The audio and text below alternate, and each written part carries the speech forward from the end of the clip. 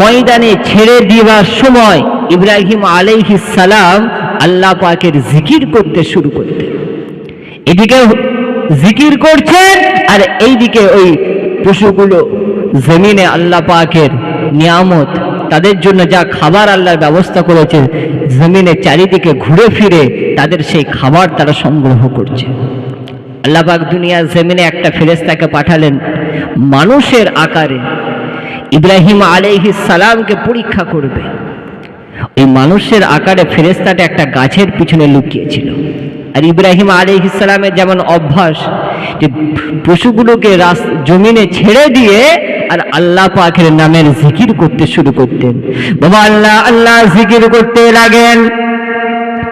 ইব্রাহিম আলাইহিস সালাম আল্লাহ পাকের নামের জিকির করতে থাকেন আর জন্তুগুলো জমিনে চারিদিকে ঘুরে ঘুরে খেতে লাগে। এমন সময় আল্লাহর ওই ফেরেশতা মানুষের আকার ধরে যে দুনিয়ার জমিনে এসেছিল, গাছের আড়ালে দাঁড়িয়ে চিৎকার দিয়ে আল্লাহর জিকির করতে শুরু করে, এমন জিকির যেটা এর আগে ইব্রাহিম আলাইহিস সালাম শোনেনি। এইভাবে জিকির করতে লাগে, সুবহানা জিল মুলকি ওয়াল মালাকুতি, সুবহানা জিল ইজ্জতি ওয়াল আজমতি ওয়াল হাইবাতি ওয়াল কুদরতি ওয়াল কিবরিয়া ওয়াল জাবারুত, সুবহানাল মালিকিল হাইয়্যিল্লাযী লা ইয়ানামু ওয়া লা ইয়ামুতু আবাদান আবাদা, সুবহুন কুদ্দুসুন রব্বুনা ওয়া রব্বুল মালাইকাতি ওয়া রূহ। এইভাবে যখন জিকিরটা করতে শুরু করেছে, ইব্রাহিম আলাইহিস সালাম অবাক হয়ে যায়, দুনিয়ার জমিনে এত সুন্দরভাবে আমার আল্লাহর প্রশংসা কে করে? দুনিয়ার জমিনে আমার আল্লাহর এত সুন্দর গুণকীর্তন কে করতে থাকে? ইব্রাহিম আলাইহিস সালাম চিৎকার দিয়ে বলেন, কে আছো? আমার সামনে এসো। পিছন থেকে গাছের আড়াল থেকে আওয়াজ যে এইভাবে আল্লাহ পাকের নামের গুণকীর্তন করছে সুন্দরভাবে, যে সুবহানা জিল মুলকি ওয়াল মালাকুতি, সুবহানা জিল ইজ্জতি ওয়াল আজমতি ওয়াল হাইবাতি ওয়াল কুদরতি ওয়াল কিবরিয়া ওয়াল জাবারুত, সুবহানাল মালিকিল হাইয়্যিল্লাযী লা ইয়ানামু ওয়া লা ইয়ামুতু আবাদান আবাদা, সুবহুন কুদ্দুসুন রব্বুনা ওয়া রব্বুল মালাইকাতি ওয়া রূহ। এইভাবে যখন জিকির করছে, আল্লাহ পাকের গুণকীর্তন প্রশংসা করতে শুরু করেছে, ইব্রাহিম আলাইহিস সালাম আর থাকতে না পেরে বলছে, বাবা কে এইভাবে জিকির করে, একটু সামনে এসো। ওনার আবেদনে ওই ফেরেশতা যে মানুষের চেহারা নিয়ে দুনিয়ার জমিনে এসেছিল, ওই ফেরেশতা একটু গাছের আড়াল থেকে সামনে এসে হাজির হয়। ইব্রাহিম আলাইহিস সালাম তাকে দেখে বলছে, ভাই এত সুন্দর জিকিরের আগে আমি শুনি না, তো ভাই আপনি কি আবার একটু আমার সামনে এই জিকিরটা করবেন? আপনি কি আবার আমাকে এই জিকিরটা করে শোনাবেন? এই মানুষটা তখন ইব্রাহিম নবীকে লক্ষ্য করে বলেছিল যে আপনার পরিচয় আমি চিনি, আল্লাহ পাক আপনাকে নবুয়ত দিয়েছেন দুনিয়ার জমিনে, আপনি তো আল্লাহর নবী ইব্রাহিম আলাইহিস সালাম। তো আমি যে আপনার অনুরোধে সাড়া দিয়ে আপনার আবেদনে আবার আল্লাহর নামের জিকির করব, প্রশংসা করব, এর বিনিময়ে আমি কি পাব? এর বিনিময়ে আমার লাভটা কি হবে? ইব্রাহিম আলাইহিস সালাম তখন থাকতে না পেরে বলছেন, ভাই আপনার কি চাই? বলছে আপনার কতগুলো প্রাণী রয়েছে? বলছে 200। বলছে এর অর্ধেক যদি আপনি আমাকে দেন, তাহলে কিন্তু আমি আবার আপনার অনুরোধে সাড়া দিয়ে জিকির করব। বাবা মুসলমানের ছেলেরা, এ নবীর উম্মত উম্মতিরা, ইব্রাহিম নবী আলাইহিস সালাম সেই সময় বলেছিলেন, ও আল্লাহর বান্দা, তুমি আমার এই 200 প্রাণীর মধ্য থেকে 100 প্রাণী আমি তোমাকে দিয়ে দেব, তুমি একটা বারে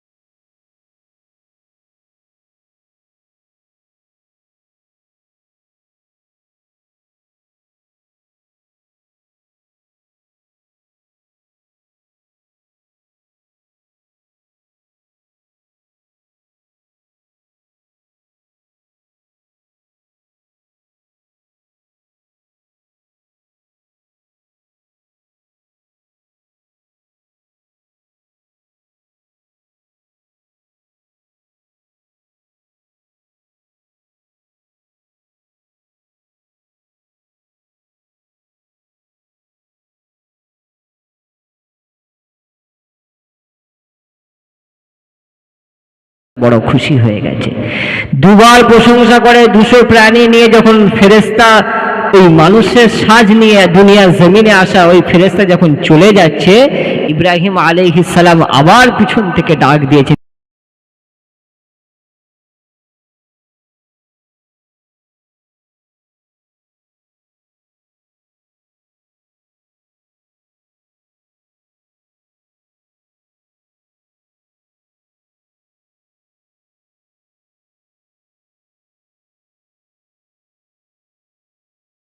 আর একবার আল্লাহর এই নামের প্রশংসা, আল্লাহ পাকের এই জিকিরটা একটু শোনান। ফেরেশতা তখন হাসছে, বলছে এখন যে আমি আপনাকে আবার শোনাবো, আপনার কাছে দেবার মতো কিছু আছে কি? আপনার কাছে ছিল তো 200 পশু, এই 200 পশু তো আমার হয়ে গেছে, এখন আপনি কি দেবেন? আল্লাহর নবী ইব্রাহিম আলাইহিস সালাম সেই সময় বলেছিলেন যে আপনি যে 200 পশু নিয়ে বাড়ি যাচ্ছেন, এই 200 পশুর চড়ানোর জন্য তো একটা রাখাল প্রয়োজন। কি গো, রাখাল প্রয়োজন নয়? যা একটা রাখাল প্রয়োজন। আমি ইব্রাহিম আলাইহিস সালাম আপনার কাছে রাখালের কাজ করতে রাজি, শর্ত একটাই, প্রতিদিন একবার করে আল্লাহর এই নামের জিকিরটা আমাকে শোনাতে হবে, আল্লাহ পাকের প্রশংসার বাণীগুলো আমাকে শোনাতে হবে। ইব্রাহিম আলাইহিস সালামের এই কথাটা শুনে আল্লাহ পাকের ওই মালায়েকা ফেরেশতা থাকতে না পেরে ইব্রাহিম আলাইহিস সালামকে লক্ষ্য করে বলেছিল, ও আল্লাহ নবী ইব্রাহিম, আপনি আমাকে ভুল বুঝবেন না, দুনিয়ার জমিনে আমি একজন ফেরেশতা আপনাকে পরীক্ষা করার জন্য এসেছি। আল্লাহ পাক আল্লাহ তাআলা আপনাকে খলিল করেছেন, আল্লাহ পাক আল্লাহ তাআলা আপনাকে বন্ধু হিসাবে গ্রহণ করেছেন, এটাতে আমাদের আপত্তি ছিল, তাই দুনিয়ার জমিনে আপনাকে পরীক্ষা করার জন্য এসেছি। ও আল্লাহ নবী ইব্রাহিম, আমার আল্লাহর প্রতি মহব্বত, আমার আল্লাহর প্রতি প্রেম, আমার আল্লাহর প্রতি আপনার ভালোবাসা দেখে আমি ফেরেশতা অবাক হয়ে যাই। আল্লাহ পাক আল্লাহ তাআলার দরবারে ফিরে যেতে চাই, আমি আপনাকে আর আপনার এই পশুগুলো নিতে চাই না। ইব্রাহিম আলাইহিস সালামকে রেখে ওই ফেরেশতা আল্লাহ পাকের দরবারে গিয়ে আল্লাহ পাক আল্লাহ তাআলাকে লক্ষ্য করে বলেছিল, ও রব্বুল আলামিন, দুনিয়ার জমিনে যে মানুষটাকে আপনি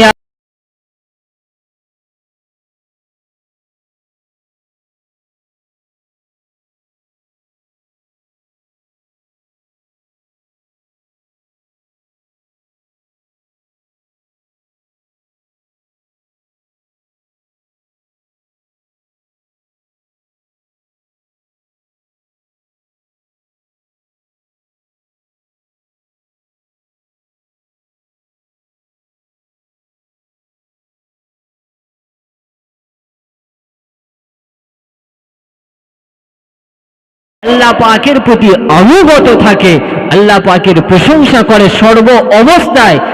যখন আল্লাহ আরামে রেখেছে, অনেক সুখে রেখেছে, তখনও আল্লাহ পাকের নিয়ামত শুকরিয়া আদায় করছে। আবার যখন আল্লাহ পাক একটু সামান্য কষ্ট দিয়েছে, শরীরটা অসুস্থ, অর্থের দিক থেকে টান পড়েছে, নানা রকম পারিবারিক সমস্যা, আল্লাহ পাক যখন কিছু সময়ের জন্য বান্দাকে একটু মুসিবতে ফেলেছে, সেই সময়ও বান্দা রবের প্রতি কিন্তু কৃতজ্ঞতা জানাতে ভুলেনি। আল্লাহ পাক বলেন, আমার এই সমস্ত বান্দাগুলোকেও আমি আল্লাহ আমার বন্ধু হিসাবে কবুল করে নিয়ে, একটু জোরে বলুন সুবহানাল্লাহ। আজকে আমরা আল্লাহর ওলির দরবারে এসেছি। কি গো, আল্লাহর ওলির দরবারে ইনামুল হক সিদ্দিকী রহমতুল্লাহ আলাইহি হুজুরের পরিচয় তো আপনারা চেনেন, জানেন, নতুন করে বলার কিছু না। 18 বাকি জমিনে শুয়ে আছেন, ফুরফুরা জমিন থেকে এসে আল্লাহ পাক আল্লাহ তাআলা যে মানুষটাকে বাংলা, বিহার, উড়িষ্যার কুতুব করে দুনিয়া জমিনে পাঠিয়েছিলেন, হযরতে মুস্তাফা মাদানী রহমতুল্লাহ আলাইহির বংশের উজ্জ্বল একজন নক্ষত্র এই ইনামুল হক সিদ্দিকী। মুস্তাফা মাদানী হুজুরকে হয়তো আপনারা অনেকে জানেন, ওনার সম্পর্কে অনেকে হয়তো জানে না যে মুস্তাফা মাদানী হুজুরকে মুজাদ্দিদ জামান দাদা হুজুর পীর কেবলা রহমতুল্লাহ আলাইহির খলিফা হযরতে আল্লামা রুহুল আমিন বশিরহাটি রহমতুল্লাহ আলাইহির লেখা বিস্তারিত জীবনী যখন খুলবে, দাদা হুজুর কেবলাকে চেনার জন্য হুজুর কেবলার জীবনী যখন পড়ার উদ্দেশ্য করে এই কিতাবটা যখন খুলবেন, সূচিপত্রের পরেই দেখবেন 2 থেকে 3 পৃষ্ঠা শুধু মুস্তাফা মাদানী হুজুরের সম্পর্কে সংক্ষিপ্ত জীবনী রয়েছে। মুস্তাফা মাদানী হুজুরটাকে তাকে চেনাবার জন্য আল্লামা রুহুল আমিন রহমতুল্লাহ আলাইহি হুজুর ওই কিতাবের শুরুতেই দেখবেন মুস্তাফা মাদানী হুজুরের জীবনী বর্ণনা করেছেন। যাদের বাড়িতে রয়েছে তারা খুলে দেখবেন, যাদের নেই ফুরফুরা শরীফে যখন যাবেন বা আপনাদের এলাকায় মাশাআল্লাহ অনেক কিতাবের দোকান রয়েছে, এখন সেই সব কিতাবের দোকানে মাশাআল্লাহ বিস্তারিত জীবনী পাওয়া যায়, সেই কিতাবটা কিনে ঘরে খুলে দেখবেন যে মুস্তাফা মাদানী হুজুরকে, যাকে বাংলা, বিহার, উড়িষ্যার কুতুব করে আল্লাহ পাক দুনিয়ার জমিনে পাঠিয়েছিলেন। দিল্লির জমিনে বাদশাহ ঔরঙ্গজেবের আমল, বাদশাহ ঔরঙ্গজেব দিল্লির জামে মসজিদে অবস্থান করছে। উদ্দেশ্য কি? যে হযরতে মুসাদ্দেদ আলফে সানি রহমতুল্লাহ আলাইহি সুযোগ্য সাহেবজাদা হযরতে মাসুম রব্বানী রহমতুল্লাহ আলাইহি জামানার মুস্তবর আল্লাহর ওলি বান্দা, তিনি জামে মসজিদে তশরিফ এনেছেন যে হুজুরের হাতে হাত রেখে বায়াত হবে। একটু আগে ভাইজান এরা ডাক দিলেই সব ছুটে চলে যাচ্ছে, আর তখন যারা ক্ষমতায়, গোটা দেশের ক্ষমতায় রয়েছে, এরকম মানুষগুলো কাদের কাছে ছুটে আসতো? আল্লাহর ওলি বান্দাদের কাছে। এটা ভাবা উচিত। তো হযরতে মুস্তাফা মাদানী রহমতুল্লাহ আলাইহি তখন মাত্র 17 বছর বয়স। ওনার চাচাতো ভাই হযরত আব্দুল্লাহ আবদালকে নিয়ে বের হয়েছেন ফুরফুরা জমিন থেকে দিল্লির জামে মসজিদের উদ্দেশ্যে। মাসুম রব্বানীর কাছে বাদশাহ আলমগীর আবেদন করলো, হুজুর আপনি আমাকে বায়াত করুন, হুজুর আমি আপনার হাতে হাত রেখে বায়াত হতে চাই। কিন্তু মাসুম রব্বানী হুজুর বলে দিলেন, বাবা আলমগীর একটু অপেক্ষা করো, বাংলার জমিন থেকে 2টো বাঘ আসছে, বাংলার জমিন থেকে 2টো বাঘ আসছে, একটু অপেক্ষা করো, আমি তোমাদেরকে একসাথে বায়াত করব। কিছুক্ষণ অপেক্ষা করার পরে দেখা গেল এই 2টো ছেলে, অল্প বয়সী ছেলে, দিল্লির জামে মসজিদে হাজির। বাবা মুসলমানের ছেলেরা, এ নবীর উম্মত উম্মতিরা, আল্লাহর ওলি মুস্তাফা মাদানী রহমতুল্লাহ আলাইহি হুজুর আমার ভাই আব্দুল্লাহ আবদালকে সঙ্গে করে দিল্লির জামে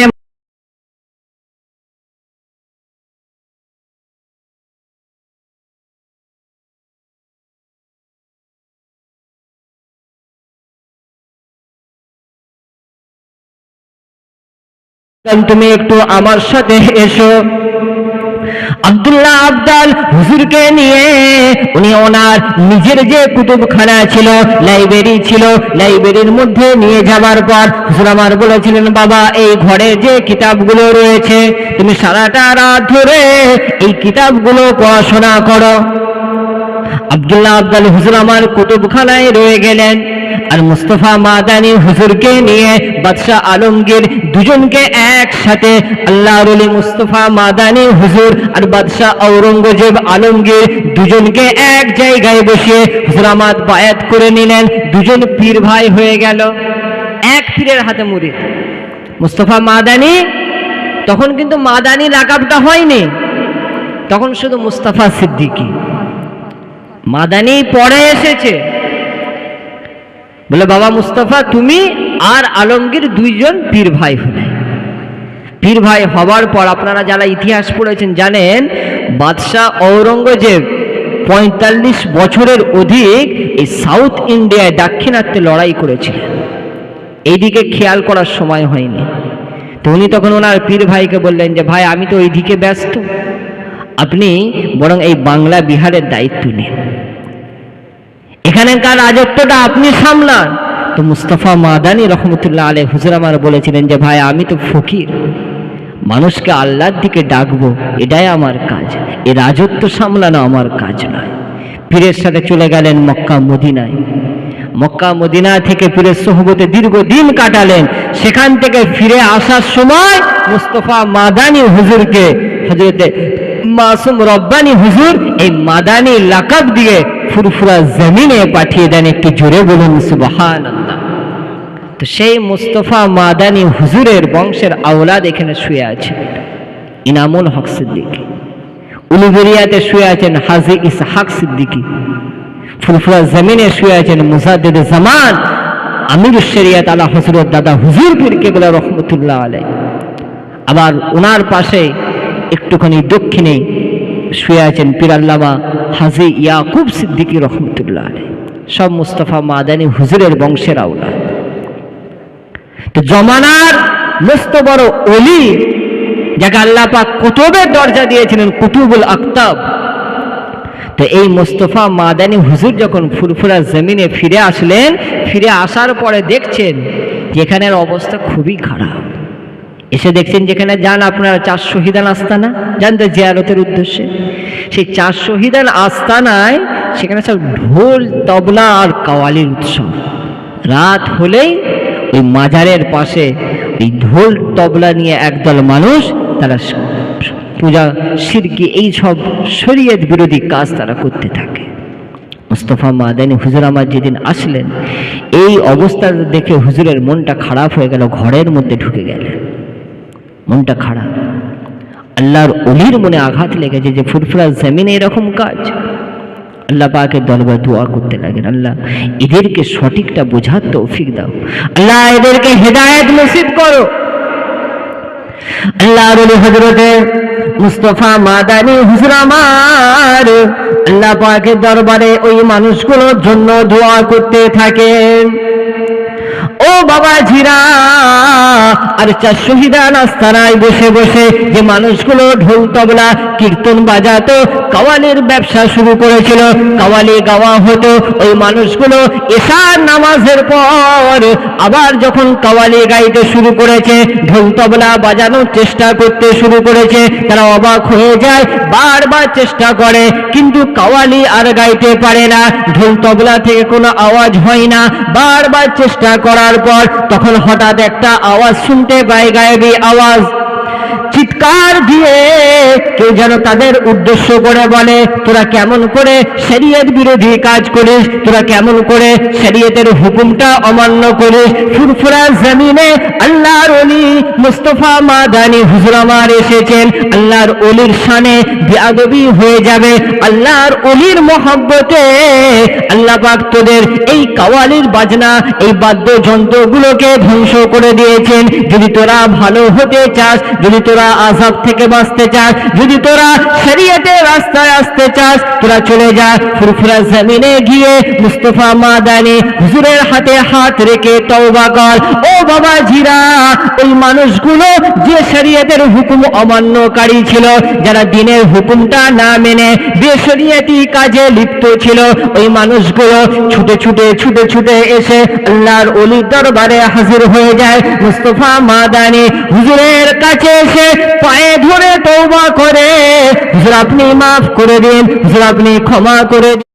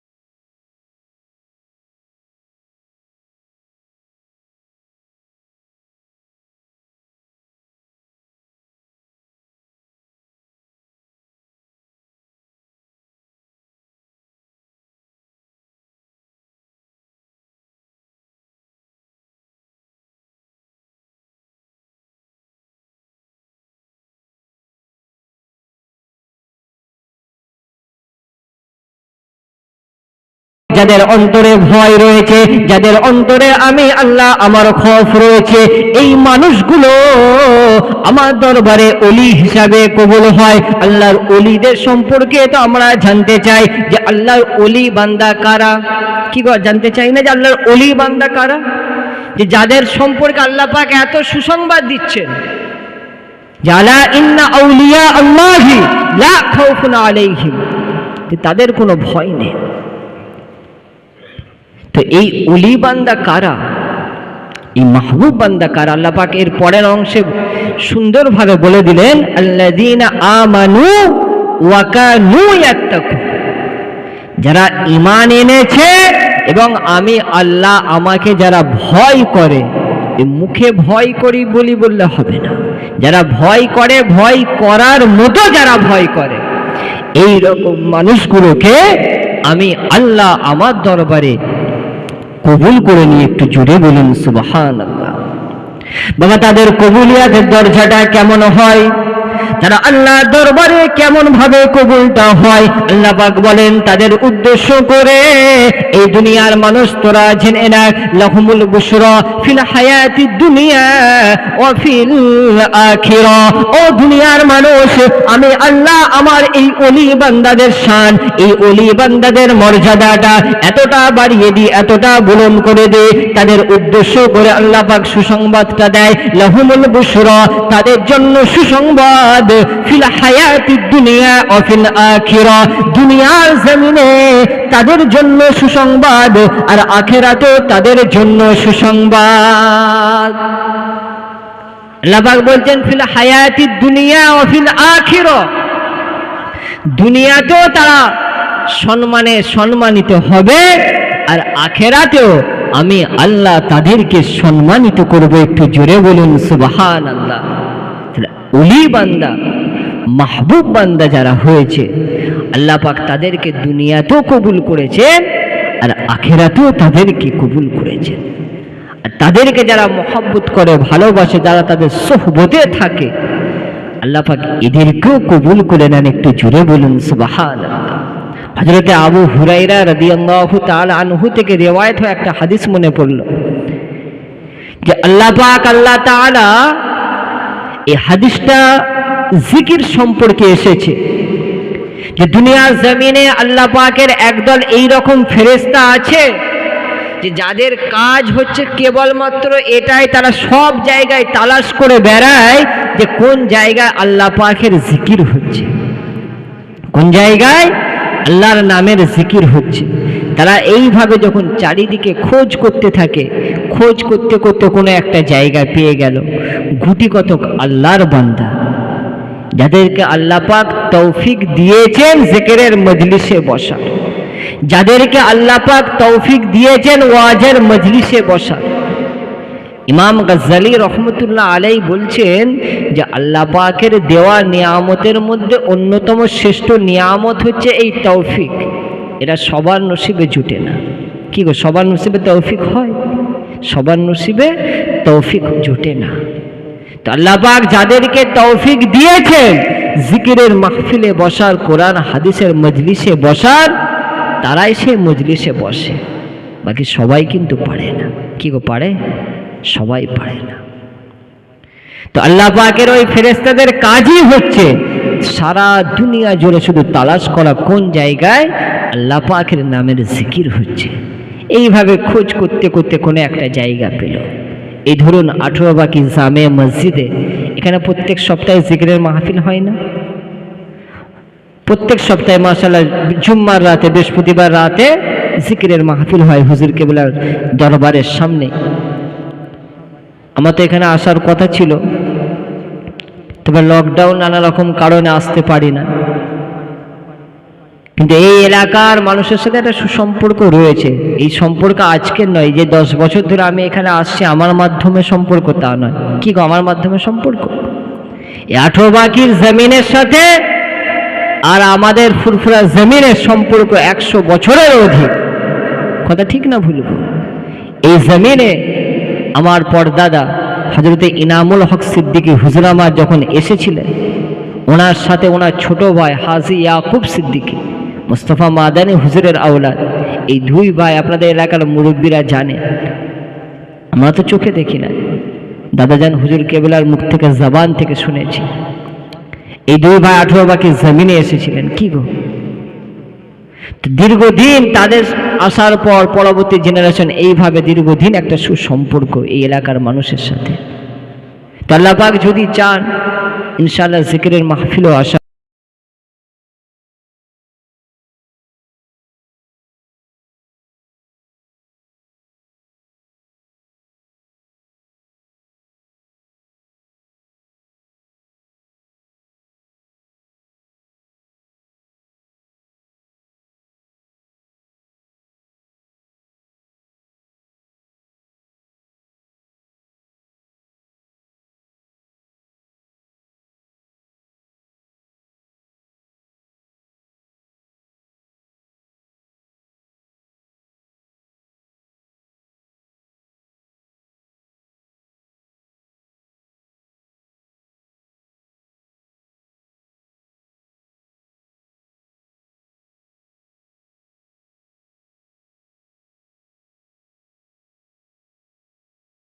যতক্ষণ মাহফিলটা থাকে ততক্ষণ মজলিসে বসে বসে ওই মজলিসে যতগুলো মানুষ হাজির হয়েছে প্রত্যেকটা মানুষের জন্য আল্লাহর দরবারে মাগফিরাতের দোয়া করতে থাকে। এইভাবে যখন মজলিসটা শেষ হয়ে যায় ফেরেশতারা আল্লাহ পাকের দরবারে যথারীতি ফিরে যায়। আল্লাহ পাক আলিমুল গায়েব সব কিছু জানার পরেও ফেরেশতাদের জিজ্ঞাসা করেন, ও আমার মালাইকা ফেরেশতারা তোমরা বলো বলো তোমরা কোথায় গিয়েছিলে? আল্লাহ পাক তো জানেন যে এরা কোথায় গিয়েছিল, কিন্তু আল্লাহ পাক ফেরেশতাদের জবান থেকে শুনবে। আল্লাহ পাক আল্লাহ তাআলা জিজ্ঞাসা যখন করেন যে তোমরা কোথায় গিয়েছিলে, দুনিয়া জমিনে কি দেখে আসলে, সংবাদটা দাও। ফেরেশতারা আল্লাহ পাককে লক্ষ্য করে বলে, আল্লাহ দুনিয়া জমিনে বিভিন্ন জায়গায় তালাশ করছিলাম যে কোথায় আপনার নামের জিকির হয়। ঘুরতে ঘুরতে খোঁজ করতে করতে দেখলাম যে 18 বাকি জামে মসজিদে একদল আপনার বান্দা তারা বসে বসে আপনার মহব্বতে ভালোবাসায় জিকির করছে, তারা আপনার মহব্বতে জিকির করছে। তো সেই মজলিসে আমরা বসেছিলাম। আল্লাহ পাক খুশি হয়ে জিজ্ঞাসা করবে যে ওরা জিকির করছিল আর আমার কাছ থেকে কি চাইছিল? ওরা জিকির করছিল আর আমি আল্লাহ আমার কাছ থেকে ওরা কি চাইছিল? আল্লাহ পাক আল্লাহ তাআলা সেই সময় ফেরেশতাদের লক্ষ্য করে বলবেন, ও আমার মালাইকা ফেরেশতারা তোমরা বলো বলো আমার ওই বান্দা বান্দীগুলো জিকির করতে করতে তাদের মন থেকে অন্তর থেকে আমি আল্লাহ আমার কাছে কি আরজু করে। আল্লাহর ফেরেশতারা বলতে লাগে, ইয়া রব্বুল আলামিন আপনার ওই বান্দা বান্দীগুলো আপনার নামের জিকির করতে করতে দুনিয়া জমিনে আপনার মহব্বতে ভালোবাসায় আপনার নামের জিকির করতে করতে আপনার দয়ার জান্নাতকে কামনা করতে লাগে, আপনার দয়ার জান্নাতের আশা করতে লাগে। আল্লাহ পাক আল্লাহ তাআলা ফেরেশতাদের লক্ষ্য করে বলতে লাগেন, ও আমার ফেরেশতারা তোমরা বলো আমার বান্দারা তারা কি জান্নাতকে দেখেছে? কি গো আমরা জান্নাত দেখেছি? বলছে আপনার বান্দারা জান্নাতকে দেখেনি। আপনার বান্দারা জান্নাতের সম্পর্কে আলোচনা শুনে কোরআন হাদিস থেকে জান্নাতের বর্ণনা শুনে ওরা আপনার কাছে জান্নাতকে পাবার আরজু করছিল। বলছে আর তারা কি চাইছিল? বলছে ওরা আপনার জাহান্নাম থেকে বাঁচার জন্য আপনার কাছে ফরিয়াদ করছিল। আল্লাহ পাক বলবেন আমার বান্দারা কি জাহান্নাম দেখেছে? জাহান্নামের আযাব যে কি কঠিন আযাব, ওই জাহান্নামের আযাব সম্পর্কে ওরা যে আমার